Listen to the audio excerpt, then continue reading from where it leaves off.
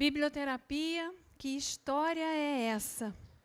Eu escuto essa pergunta muitas vezes e eu poderia responder de diversas maneiras, mas eu prefiro fazer isso através de um poema do Ferreira Goulart que se chama Muitas Vozes e diz assim: estamos, todos nós, cheios de vozes que o mais das vezes mal cabem em nossa própria voz.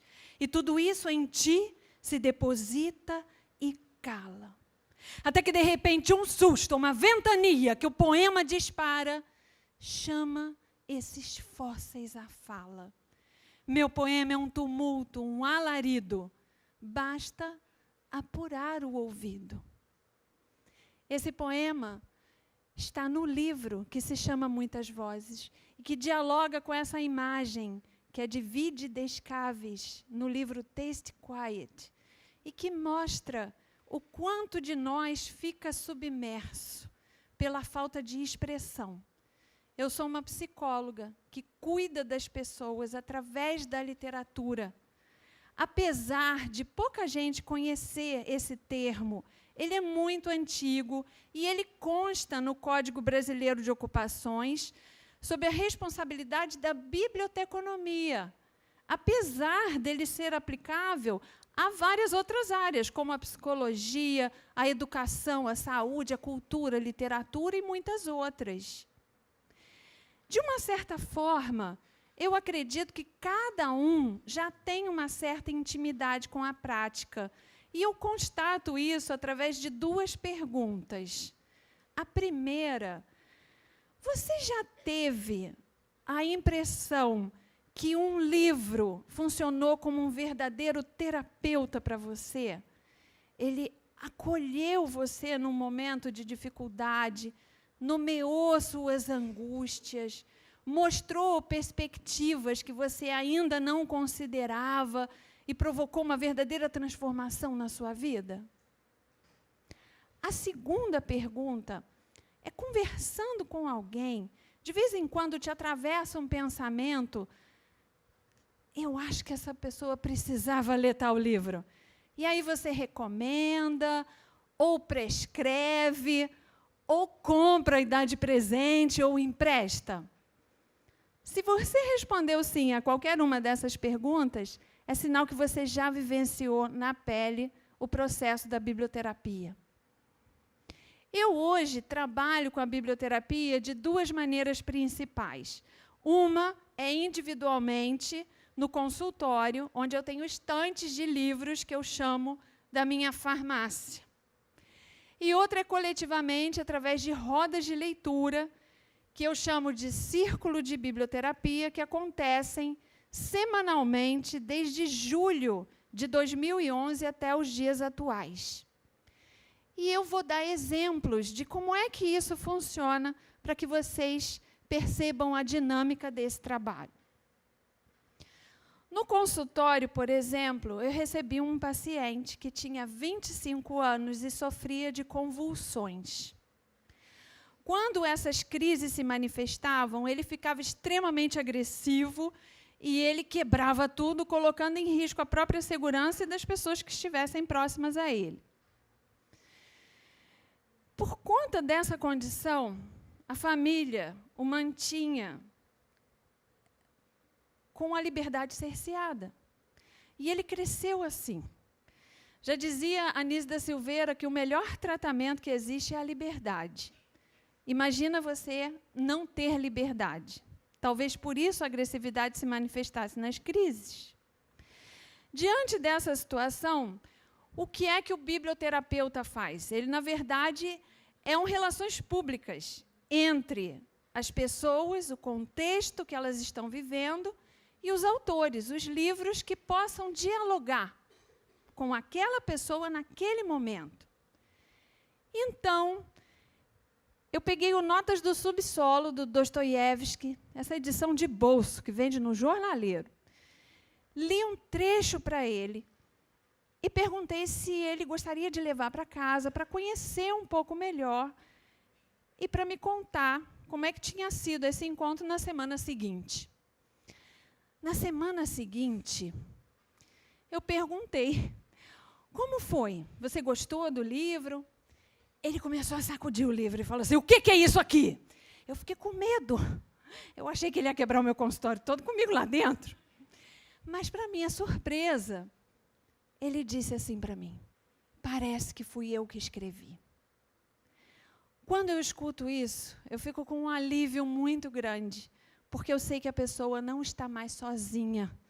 Ela encontrou alguém com quem conversar, alguém que vai poder nomear a angústia que ele está sentindo. E, para nossa surpresa, ao ler a biografia do autor, ele descobriu que o Dostoiévski sofria de epilepsia. E que isso não o impediu, e provavelmente até contribuiu, para que ele se tornasse um escritor universal, imortal. E, por conta disso, esse paciente começou a escrever sobre a beleza da dor. Num outro exemplo, eu recebi uma pessoa, uma mulher, passando por uma situação muito difícil de vida. Ela estava num processo de separação, de um casamento de mais de 40 anos. E sofrendo tanto, que isso reverberou num sintoma, porque o sintoma também é uma voz, é uma narrativa, que a gente precisa ouvir o que está dizendo o corpo, já que as palavras não vêm. E ela teve um rompimento do intestino, ela teve procedimentos cirúrgicos que deixaram ela face a face com a finitude, com a morte. E ela se sentiu extremamente fragilizada, como se tudo estivesse desmoronando. A literatura tem um manancial inesgotável para acolher essas situações. Por exemplo, a Florbela Espanca tem um poema chamado Ruínas, que diz assim: se é sempre outono, ruir das primaveras, castelos, um a um, deixa-os cair, que a vida é um contínuo derruir de palácio do reino das quimeras, e deixa sobre as ruínas crescer eras, beijar as pedras e florir, que a vida é um contínuo derruir de palácio do reino das quimeras. Deixa tombar teus rúditos castelos, tenho ainda mais sonhos para erguê-los, mais altos que as águias pelo ar. Sonhos que tombam, derrocada louca, são como beijos de uma linda boca. Deixa-os tombar. E nesse trabalho, são muitas as vozes, porque um autor chama outro. Florbela chamou Cora Coralina. Eu sou o caule dessas trepadeiras sem classe, nascida na frincha das pedras, bravias, renitentes, indomáveis, pisadas, maltratadas e renascendo. Cora Coralina chama Cecília Meirelles. Aprendi com as primaveras a deixar-me cortar e a voltar sempre inteira. E a cada poema, a gente vai se regenerando, vai vendo que não está só. Cada poema tem uma energia. Por exemplo, a Clarice Lispector, nesse contexto, também ajuda muito, mas percebam como a energia muda. Na primeira página do Paixão segundo GH, a Clarice diz assim: eu perdi uma terceira perna que me impedia de andar, mas que fazia de mim um tripé estável. Estou desorganizada porque eu perdi o que eu não precisava. Isso é de tirar o fôlego, não é? Isso é um tratado filosófico. E dentro desse processo, a literatura é utilizada não só para nomear as angústias, mas também para abrir novas perspectivas.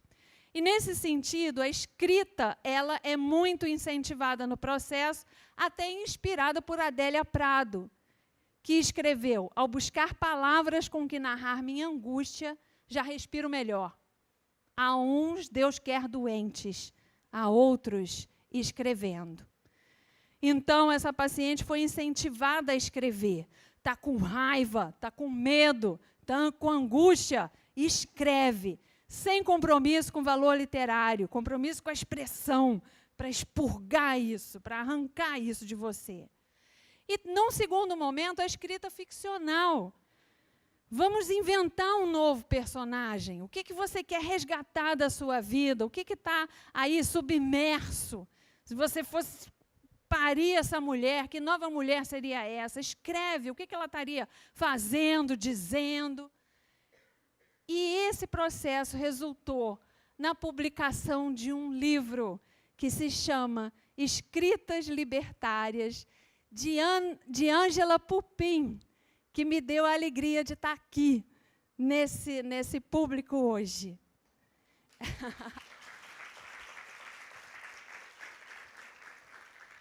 Nesses dois exemplos, a gente percebe que a escassez está muito próxima da abundância. E tem uma frase do Saramago, no ano da morte de Ricardo Reis, que diz assim: todos nós temos uma doença, todos nós somos uma doença, digamos assim, por causa dela somos tão pouco, mas também por causa dela conseguimos ser tanto.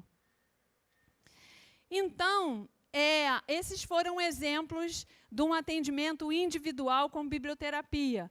Mas, conforme eu contei, em julho de 2011 começaram os círculos, as rodas de leitura. Nem sempre foi assim, tão cheio de gente. No início, às vezes, iam 2 pessoas, 3 pessoas. Mas isso não importa, porque se eu fizer um convite para vocês, pensa naquela primeira pergunta que eu fiz, qual foi o livro que já funcionou como um terapeuta para você? Que a impressão que você teve não era que você estava lendo o livro, mas o livro estava lendo você.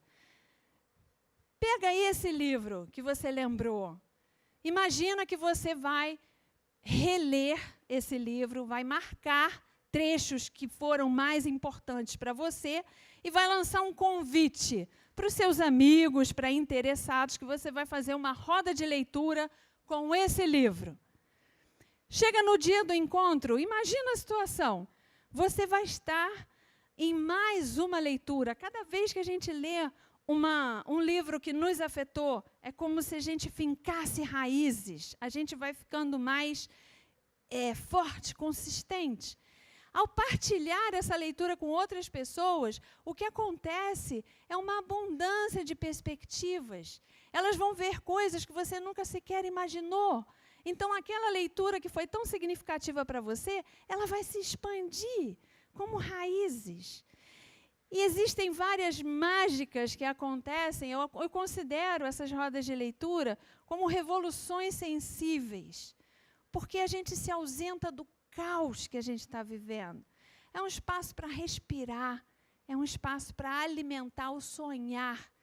O Gaston Bachelard fala que imaginar é ausentar-se, é lançar-se a uma vida nova. E essas rodas de leitura, elas foram também muito inspiradas nessa antropóloga francesa chamada Michel Petit, que ela tem esse livro, A Arte de Ler, ou Como Resistir à Adversidade. Essa pesquisadora percorreu o mundo nos países onde tinha mais escassez, campos de refugiados, lugares de extrema pobreza, assolados por guerras. E ela foi conversar com os mediadores de leitura desses lugares. E o que eles relatavam era justamente que esses lugares representavam uma forma de recuperar a casa perdida. É um lugar que a gente possa se alimentar de beleza. O Bartolomeu Campos de Queiroz, ele diz que viver sem esperança é como ter casa sem janela. Nessa perspectiva, a gente está com um nível de depressão muito alto, de medicalização muito alto, não é? O que é a depressão? A pessoa só vê uma saída, ela é insuportável. Então, ela deprime. No ponto de vista da biblioterapia, quer dizer que esse repertório está atrofiado. É preciso ampliar esse repertório. Então, o Fernando Pessoa, no livro do Desassossego, ele diz que sonhar é procurarmos-nos e que ler é sonhar pela mão de outrem. E nesses espaços, a gente tem algumas premissas para favorecer o acolhimento da diversidade de opiniões, porque é isso que nos enriquece. Então, o Saramago, ele diz que a tentativa de convencer o outro é uma tentativa de colonização do outro. Então, nós fazemos um exercício de cada um ter o espaço para falar a sua opinião e depois calar, para que o outro também tenha essa oportunidade. Depois, se alguém quiser mudar de opinião, é com cada um, é uma decisão pessoal. E nesse percurso, eu descobri que na Inglaterra, um pesquisador chamado Neil Froude conseguiu comprovar que fazer rodas de leitura substitui antidepressivo. E isso incentivou que o governo adotasse políticas públicas de saúde num programa que se chama Books on Prescription. Como nós temos farmácias do SUS, lá eles têm bibliotecas do SUS e fazem as rodas de leitura e que resgatam isso que é tão ancestral das relações face a face, intercambiando experiências, intercambiando até nossas fragilidades. Assim se faz uma partilha do sensível e se fortalece as relações e as coragens. E nesse percurso, que começou em 2010, 2011, as experiências são tão ricas que eu publiquei um livro em 2014, chamado Vivências em Biblioterapia, Práticas do Cuidado através da Literatura, porque isso tudo já estava transbordando. Quando a coisa é muito boa, a gente tem vontade que todo mundo usufrua daquilo. Tem uma frase do Valentino Del Maza que diz: compartilhar é um gesto sem cálculos, de duas mãos abertas, que já não sabem se estão dando ou recebendo. E, a partir da publicação desse livro, várias pessoas me procuraram, porque tem esse chamado, tem esse amor aos livros e a vontade de contribuir para um lugar melhor para a gente viver. E eu chamo essas pessoas de bibliofamília. Então, já foram 15 cursos e eu tenho orgulho de dizer que a gente conhece uma árvore pelos seus frutos e essas pessoas já estão espalhadas pelo Brasil, fazendo as suas próprias rodas, partindo do seu próprio universo. Como um poeta me ajudou a abrir, eu vou chamar o Leminski para me despedir. O poema se chama Contra Narciso. Em mim, eu vejo o outro, e outro, e outro. Enfim, dezenas, vagões, cheios de gente, centenas. O outro que há em mim é você, você e você. Assim como eu estou em você, eu estou nele e em nós. E só quando estamos em nós, estamos em paz, mesmo que estejamos a sós. Gratidão.